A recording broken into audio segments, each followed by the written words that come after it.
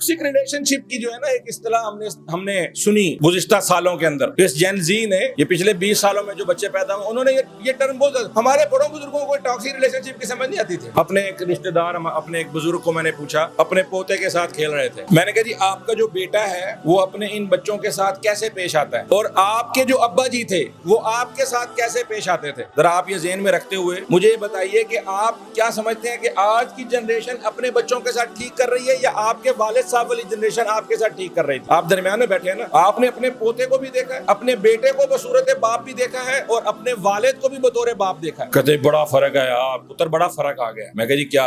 साडा अब्बा तो सानू विछा लेंदा सी, लम्मिया पे आके माफी मांगी थी, अब्बा जी छੱਡ दियो, अब्बा नहीं छोड़ता था, मारता था। और आज के बच्चों को तो ये मेरा बेटा तो घूर के नहीं देखता। क्यों? इसको खतरा है कि ये बच्चा मेरा बागी ना हो जाए, और हमने कभी सोचा भी नहीं था बागी होने का। यानी हमें टॉक्सिक रिलेशन, हमें नहीं लगता था कभी कि हमारा अब्बा टॉक्सिक है। हमने कभी सोच यार इस अब्बे को छोड़कर कहां जाऊंगा मैं। और आज के बच्चों के लिए ये बड़ा आसान है टॉक्सिक रिलेशन। अच्छा वही बात है जो हमने शुरू में की कि इस्तिलाह जो होती है ना, इस्तिलाह टर्म सिर्फ एक लफ्ज नहीं होता। टर्म लाइक अदसा, यानी उस अदसे में से गुजार कर जब आप किसी को देखते हैं तो एक पूरा एक जहान खुलता है। यानी वो सिर्फ मानी नहीं होती। जब ज़हन में टॉक्सिक रिलेशनशिप की टर्म आएगी ना तो इसका मतलब हाँ फलां बंदा जहरीला है। तो जहरीला है मतलब जिस्म में जहर पड़ गया है, इसको काट कर फेंको। यानी इस टर्म से हमारे दिल में खाका कहता है यार ये अब जो है ना ये बंदा मेरी जिंदगी में कैंसर का काम कर रहा है। जैसे कैंसर से बचना है ना, जैसे जहर से बचना है, ऐसे से बचना है। ये भी क्या है? ये असल में बेसुकूनी को खत्म करने का एक नाजायज तरीका है। और ये एक अलामत है किसी बंदे के बेसुकून होने की कि वो लोगों को इस बारे में जज करना शुरू कर दे। मेरी अम्मा बहुत टॉक्सिक है, बात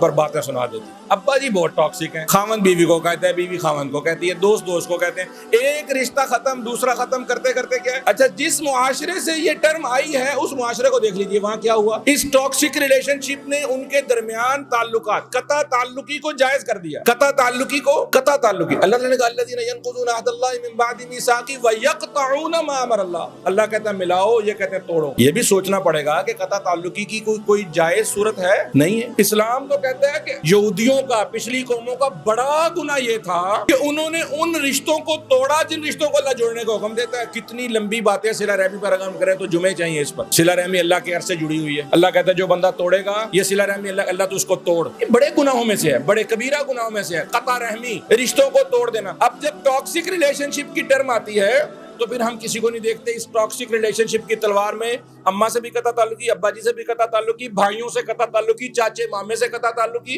ससुराल वालों से कता ताल्लुकी, बीवी से दूरी, बच्चों से दूरी, एक एक करके रिश्ते खत्म हो गए। तन्हाई का शिकार हो जाता है। फिर तन्हाई का कहता जी दुनिया दिल नहीं लगता, अब तो जी बेसुकूनी ही बेसुकूनी है, कोई बंदा इसको पसंद नहीं आ रहा। और ये यूरोप में लॉनलीनेस, अब उसको सुनने के लिए कोई तैयार नहीं, ना वो किसी को सुनाने के लिए तैयार है। फिर पैसे देकर मारे फिरते हैं। कोई काउंसलर मिल जाए, कोई थेरापिस्ट मिल जाए है जिसको हम अपनी विपदा, अपनी कहानी, अपना दुख दर्द सुना सकें और हमें गाइड करे कि जिंदगी से बेसुकूनी कैसे खत्म करनी।